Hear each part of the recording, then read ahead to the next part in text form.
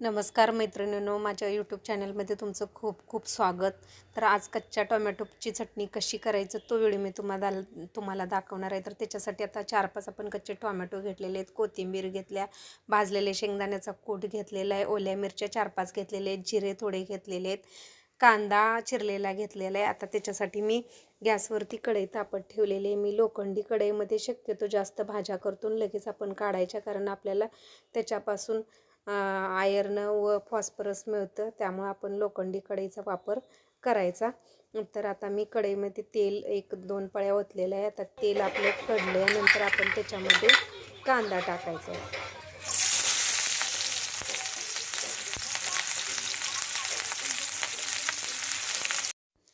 आता कांदा आपला थोडासा लालसर आपण होऊन द्यायचा आहे. थोडासा एकसारखा असा आपण हलवायचा, एकदम पण लाल होऊन द्यायचं नाही, मिडियम कांदा थोडासा लालसर झाला की आपण त्याच्यामध्ये तो चिरलेला टोमॅटो आहे, तो कच्चे टोमॅटो आपण स्वच्छ धुवून घ्यायचे. स्वच्छ धुतल्यानंतर आतील बी काढायचं आणि मग त्याचे बारीक बारीक काप केलेले टोमॅटोत आपण थोडे त्यातलं पाणी पण निथळून द्यायचं आणि मग आपण ते टोमॅटो कांद्यामध्ये टाकायचे आणि हे पण आपण एक 5 ते 10 मिनटं मंद गॅसवर भाजून घ्यायचं. भाजल्यानंतर मग आपण ते जे राहिलेले हे साहित्य आहे ते त्याच्यामध्ये टाकून घ्यायचं. आता आपल्याला बघा हलवायला थोडासा कलर त्याचा चेंज व्हायला लागतो, तरच त्याची चटणी आपल्याला छान लागते आणि एकदम अप्रतिम अशी टोमॅटोची चटणी होती. आपण ज्यांना टोमॅटोची भाजी आवडत नाही त्यांना तुम्ही एकदा ही चटणी करून दिली तर तुम्हाला आणि पुन्हा पुन्हा करावीशी वाटेल अशी मस्तपैकी आपली टोमॅटोची चटणी होती.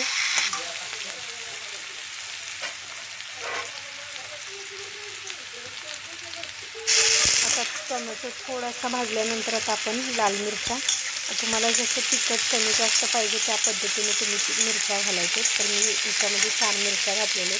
तुम्हाला जास्त तिखट पाहिजे असेल तर जास्त वापरा, कमी तिखट पाहिजे असेल तर कमी वापरा.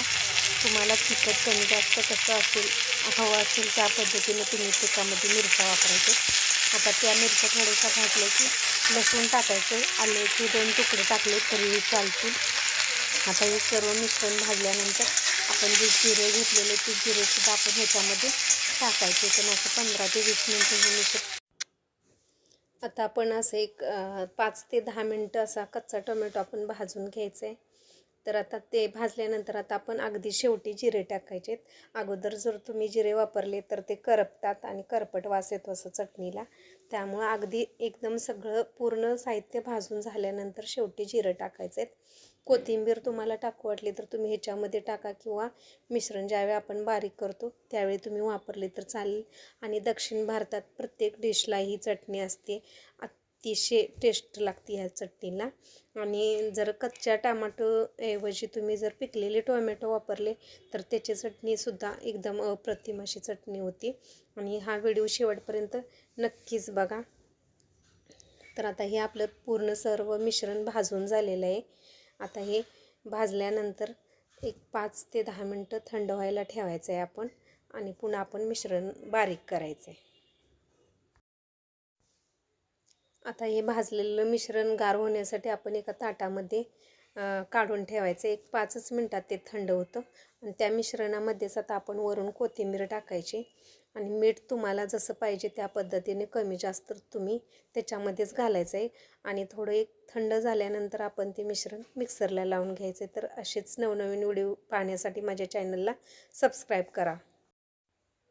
व्हिडिओ जर आवडला तर व्हिडिओला जास्तीत जास्त लोकांच्यापर्यंत शेअर करण्याचा प्रयत्न करा आणि व्हिडिओला लाईक करा, शेअर करा आणि सबस्क्राईब करा.